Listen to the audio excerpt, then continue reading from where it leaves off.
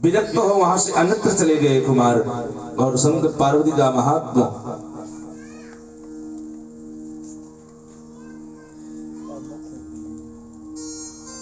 श्रवण करके माँ यहाँ पर शिव शिवा का आगमन हुआ तो वहां से विरक्त होकर के अन्यत्र को चले गए भगवान श्री स्वामी कार्तिकेय भगवान। इस प्रकार से बड़ा मनाते हैं, लेकिन जब नहीं चलने के लिए तैयार होते तो कुमार कहते कि यदि आप मुझे कुछ देना ही चाहते तो यहीं पर आप सदा सदा के लिए निवास करें। तो श्री शैले मल्लिकार्जुन प्रथम जो है ज्योतिर्लिंग प्रथम श्री शैल में है, हिमालय में प्रथम श्री शैले मल्लिकार्जुन। मल्लिका कहते हैं माँ भगवती पार्वती को, अर्जुन भगवान शिव और दोनों अर्धनारेश्वर वहां पर ज्योतिर्लिंग में स्थापित है। मल्लिकार्जुन भगवान की जय, उमापति महादेव की जय। शिव पुराण वृंदा या तुलसी का भगवान विष्णु द्वारा पतिव्रत धर्म भंग किया जाना, उसके पति जलंधर या शंखचूर्ण का मारा जाना लिखा है। इस विस्तृत कथा का ये सार है कि भगवान श्री कृष्ण के सुदामा गोप में साप व दानवी योनि को प्राप्त होकर के इस पृथ्वी पर जो जन्म लिया वो जलंधर या शंखचूर्ण नाम से विख्यात हुआ। वह परम तेजस्वी दानव अपनी पतिव्रता स्त्री के सतत प्रभाव से सर्वथा अजय और पराजित था, सर्वजित था। सब देवताओं पर अनेक प्रकार के अत्याचार करने लगा, देवांगनाओं और पातिव्रत धर्म को भी नष्ट करने लग गया। इतने महादेव जी का भी स्वांग भरकर जगत जननी पार्वती के पास भी पहुंच गया, परंतु वहां उसका छल कपट नहीं चला और अंत में देव दानवों में महाघोर संग्राम हो गया। देवताओं की रक्षा के लिए भगवान साक्षात शिव ने देवसेना का सेनापति पद ग्रहण किया।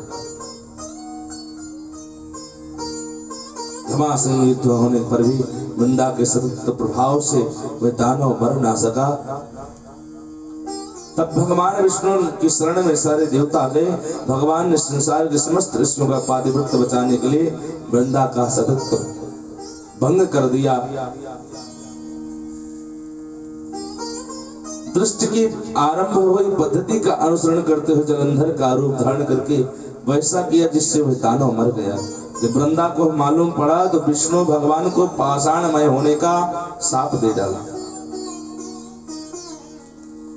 स्वयं चिता बनाकर जल गई। जन्मांतर में वह वृंदा पातिव्रत धर्म के प्रभाव से प्रताप से विष्णु स्पर्श के प्रभाव से तुलसी पौधों के रूप में प्रकट हुई और शालिग्राम स्वरूप भगवान विष्णु की अनन्य प्रिया समझी जाने लगी। बोलो शालिग्राम भगवान की जय। इसलिए आज भी कहते हैं कि शालिग्राम की पिंडी माता शक्ति को नहीं स्पर्श करनी चाहिए।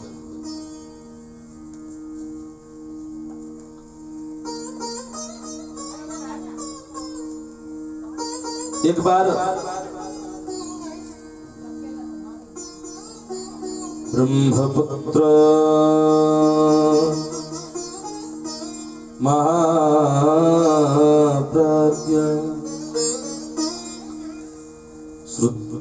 श्रुतमस्माभिरानंद प्रदम चरितमुत्तमं गृहस्थस्यैव शंभोश्च गणस्कंदादि सत्कथम। नारद जी कहते हैं प्रभु अब तक तो हमने भगवान शिव के गृहस्थ धर्म गणेश जी और स्कंद की कथा का उत्तम चरित्र सुना। अब हमें आप शिव जी का वह चरित्र सुनाने की कृपा करें जिससे उन्होंने दुष्ट दानवों का वध किया। ब्रह्मा जी कहते हैं एक समय सनत कुमार जी ने भी यही प्रश्न पूछा था, तो उन्होंने भी यही कहा और वही कथा मैं तुमसे कहता हूँ। सनत कुमार जी कहते हैं हे व्यास जी अब तुम शंकर भगवान के शुभ चरित्र को सुनो, जिससे एक ही बाण से उन्होंने त्रिपुरा को त्रिपुर को भस्म कर दिया। शिवपुत्र स्कंद द्वारा तारकासुर के मारे जाने के बाद तारकासुर के 3 पुत्र थे।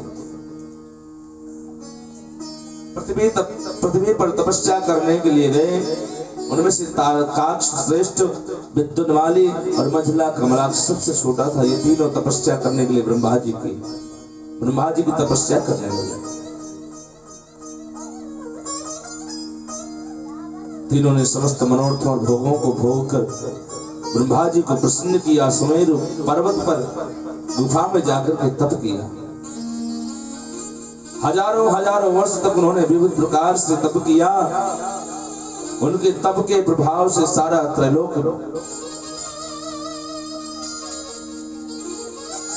त्रास को पाने लगा। ब्रह्मा जी तप करते हुए देखकर ब्रह्मा जी प्रसन्न होकर वहां गए और वर देने के लिए ब्रह्मा जी कहा, हे महादेव, तो तुम परम प्रसन्न हो, जो इच्छा हो वर मांगो।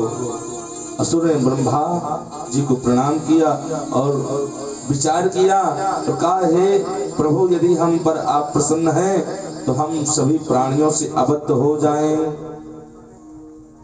हम काहू के मरे न मारे, मानर मनुज जात दुई मारे। हमारे जितने भी विघ्न हो उन्हें दूर कीजिए। हमें बुढ़ापा न हो, हम वृद्ध न हो और किसी प्रकार से हमारी मृत्यु न हो। हम अजर अमर रहें और यदि हम चाहें तो त्रिलोकी का भी वध कर दें। सनत कुमार जी कहते हैं, जब इन तपस्वियों ने उस प्रकार कहा, उनके वचनों को सुनकर ब्रह्मा जी बोले, हे असुरों, हे महादानों, ये जो वरदान मांग रहे हो, क्योंकि अमृत को त्याग दो, क्योंकि अमर तो मैं भी नहीं हूं।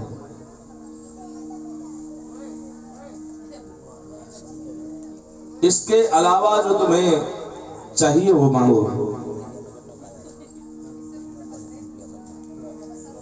काल हरि और शंकर भगवान के सिवा संसार में कोई अमर नहीं है। अतएव तुम सत्य गुण के आश्रय हो, मृत्यु में कोई कारण लगाकर मांगो, वर मांगो, मैं तुम्हारी इच्छा पूर्ण कर दूंगा।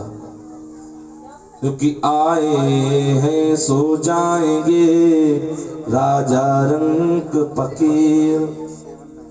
एक सिंहासन चढ़ चले, एक बंधे जंजीर। अब एक मुहूर्त तक विचार करके कहा है पितामह कि हमारे पास कोई दृढ़ दुर्ग नहीं है जिससे हमारे यहाँ शत्रु न आ सके। आप ऐसा 3 सुरक्षित कोई दुर्ग हमें दे दीजिए, उसमें धन संपत्ति युक्त सुखदायक साधनों के अतिरिक्त अस्त्र शस्त्र की भी व्यवस्था हो,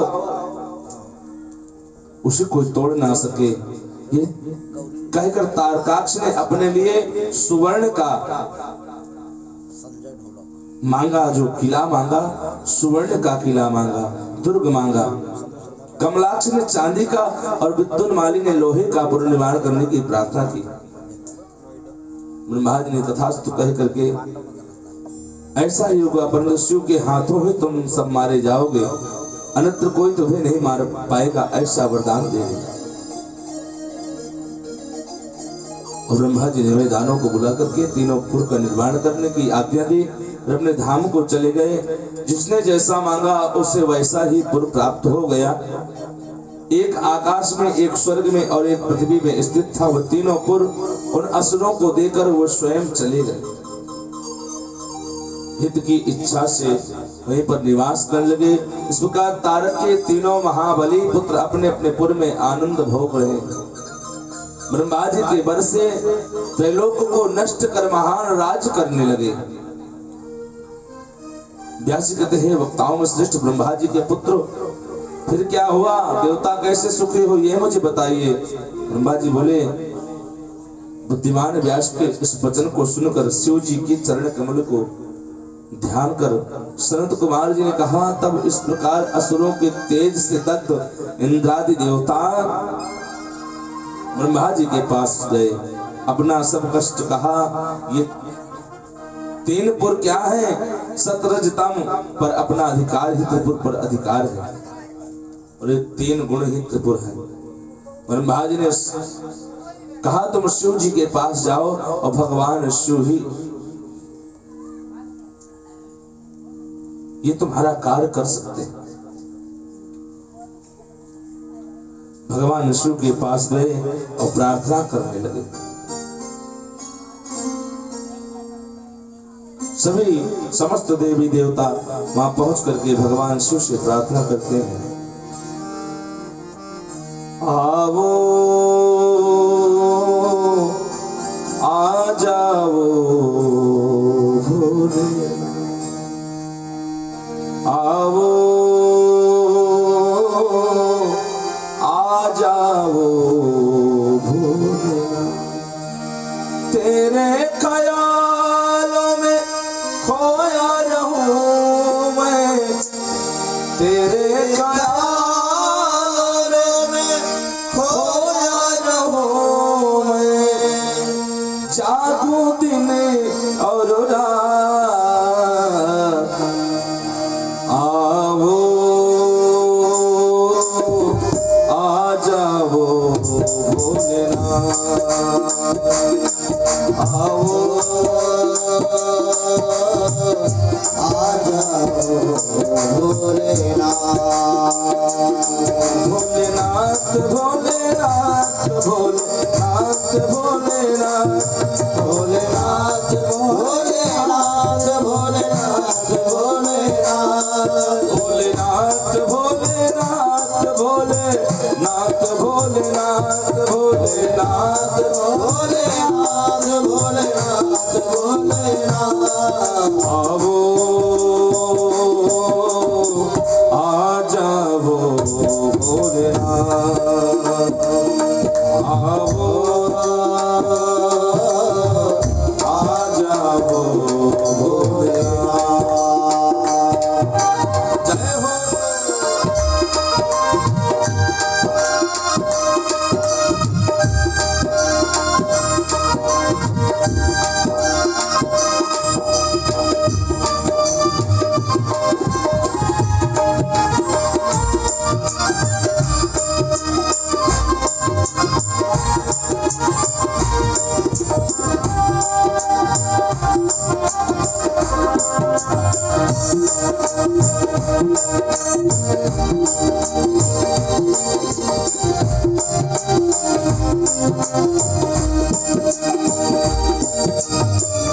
हे शिव शंकर हे प्रलयंकर, हे शिव शंकर हे प्रलयंकर, हे शिव शंकर हे प्रलयंकर, हे शिव शंकर हे प्रलयंकर, हे जग के रखवाले हो, हे जग के रखवाले,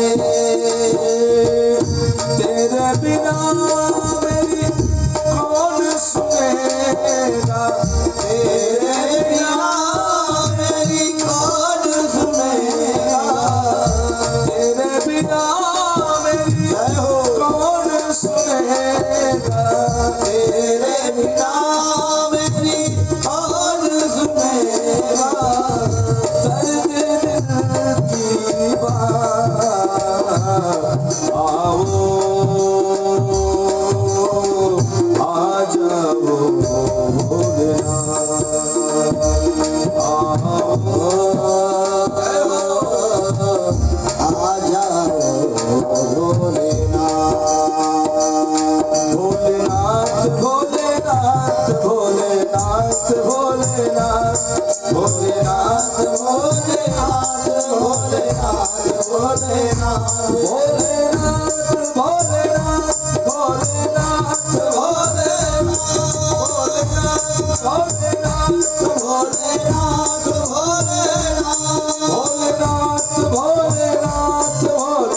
भोलेनाथ भोलेनाथ, आओ आ जाओ भोलेनाथ, आओ